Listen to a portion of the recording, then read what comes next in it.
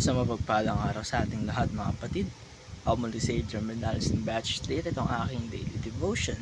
At ngayong araw ay pag-uusapan natin ay kung ano ang tunay na kahulugan ng Catholic Church o Universal Church. At ang ating Bible verse ay mula sa Matthew chapter 16 verse 18. Isasabi dito, "And I tell you that you are Peter, and on this rock I will build my church, and the gates of Hades will not overcome it." Mga kapatid, madalas natin naririnig ang salitang Catholic Church at inisip agad natin na ang isang partikular na denominasyon o simbahan. Pero kung ating babalikan, ang tunay na kahulugan ng salitang Catholic, ito po ay nangangahulugang universal. Ibig sabihin, ito ay tumutukoy sa buong katawan ni Kristo.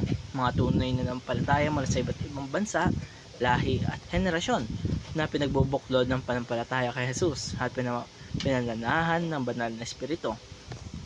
Ang Universal Church ay hindi isang gusali o institusyon, kundi isang buhay na organismo na si Kristo mismo ang ulo o head.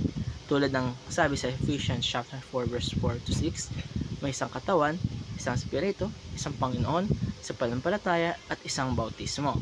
Ibig sabihin nito, kahit iba-iba tayo na pinanggalingan o denominasyon, isa pa rin natin layunin ang sumamba sa Diyos, magpatotoo sa kanyang kabutihan at maglingkod tayo sa kanyang kaharian. Ngayong araw, meron tayong mga mahalagang aral na matututunan sa topic natin ngayong araw. Una dito ay the term Catholic means universal. Ang salitang Catholic ay hindi lang pangalan ng simbahan. Ito ay paalaala na ang simbahan ni Kristo ay para sa lahat. Hindi ito limitado sa isang bansa, kultura o lahi. Pag tinanggap mo si Jesus bilang iyong Panginoon at tagapagligtas, parte ka na ng kanyang universal family. Ito ay napakasarap isipin mga kapatid dahil kahit iba-iba tayo ng wika o tradisyon, isang espiritu na kumikilos sa atin. Kalawa, the Church of Jesus is a movement. Ang simbahan na hindi lamang isang lugar na pinupuntahan tuwing linggo. Ito ay isang kilusan, isang buhay na misyon ng mga taong tumutugon sa tawag ni Kristo. Tulad ng mga unang alagad, tayo rin ay tinawag para magbahagi ng ebanghelyo, magmahal at tumulong sa iba.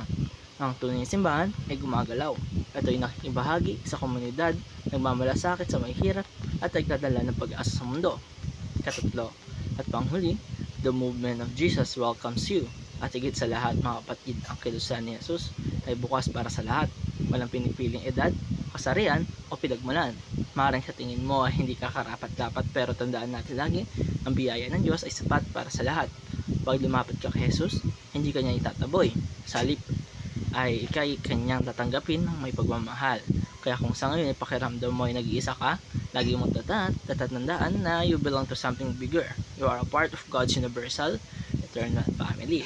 At dito nagtatapos ang aking daily devotion. Maraming salamat sa panonood.